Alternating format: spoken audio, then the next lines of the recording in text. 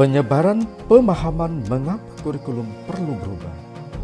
Perkenalkan, saya Nur Patria Setiawan dari SD Negeri 12 Simpang Triti.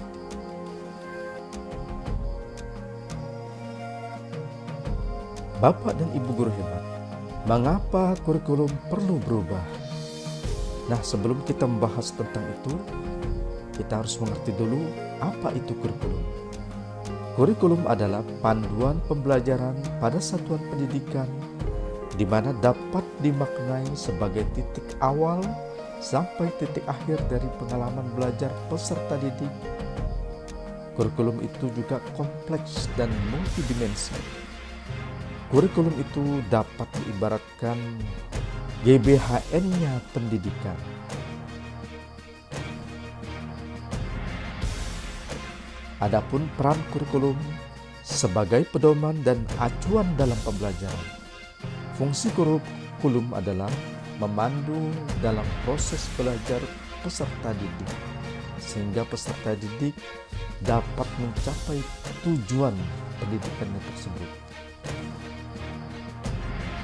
Adapun komponen dari kurikulum yaitu komponen tujuan, komponen isi atau konten, kemudian komponen media atau sarana prasarana. Selanjutnya adalah komponen metode atau strategi di dalam pembelajaran. Selanjutnya komponen proses belajar mengajar, dan terakhir adalah komponen evaluasi. Bapak dan Ibu guru hebat, apa pentingnya perubahan kurikulum? Tentunya untuk menyesuaikan dengan kebutuhan peserta didik dan perkembangan zaman saat ini. Kurikulum yang baik adalah kurikulum yang sesuai dengan zamannya dan terus dikembangkan atau diadaptasi sesuai dengan konteks dan karakteristik peserta didik demi membangun kompetensi sesuai dengan kebutuhan peserta didik saat ini dan masa depan. Apa pentingnya perubahan kurikulum? Kurikulum harus selalu berubah agar sesuai dengan perkembangan zaman. Apalagi masa sekarang ini ilmu pengetahuan dan teknologi telah berkembang dan pembelajaran akan membosankan tanpa adanya perubahan.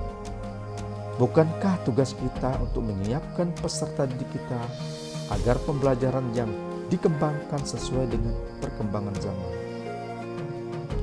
Contohnya, zaman saya dulu sekolah masih menggunakan mesin ketik di dalam kegiatan ekstrakurikuler, dan seiring dengan kemajuan teknologi ditemukan komputer sebagai alat membantu kerja baik dalam dunia pendidikan maupun dalam dunia usaha. Akan tetapi penyimpanannya masih menggunakan floppy disk atau disket pada waktu itu. Dan sekarang coba kita amati anak zaman saat ini, mereka lahir dengan teknologi di tangannya. Anak balita juga sudah bisa memainkan handphone atau tablet di dalam kehidupan keseharian mereka.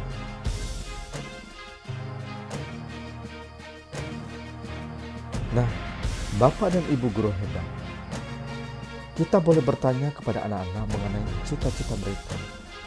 Saat kita menjadi murid, kalau ditanya guru, kita menjawab, mau menjadi apa nak? Kita akan jawab mungkin menjadi dokter, polisi, guru, bekerja di bank, atau di sektor lainnya.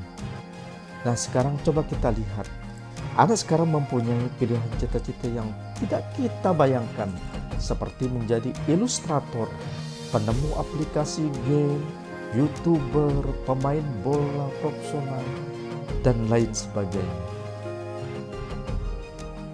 Inilah sebabnya mengapa kurikulum perlu adanya perubahan, agar kita dapat menyiapkan generasi yang akan datang dan mampu memandang ke depan menjadi lebih baik.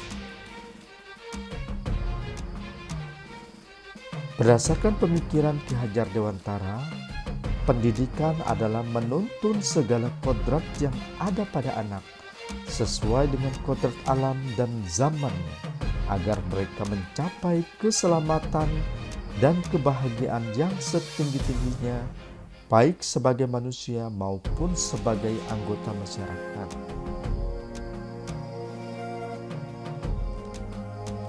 Jadi, dapatkah kurikulum berubah?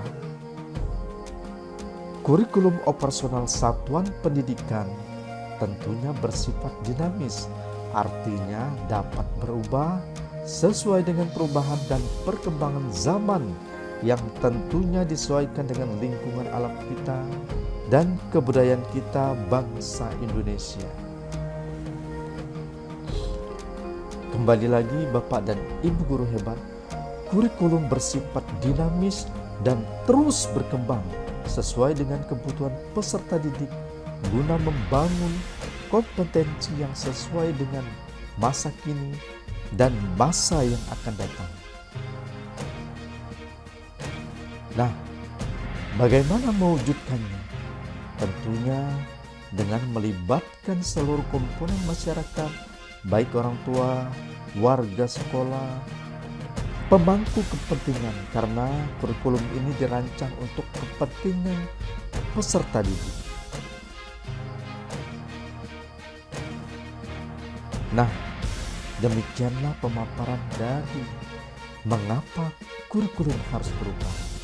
Saya Nurpatria Setiawan mengucapkan terima kasih, salam dan bahagia.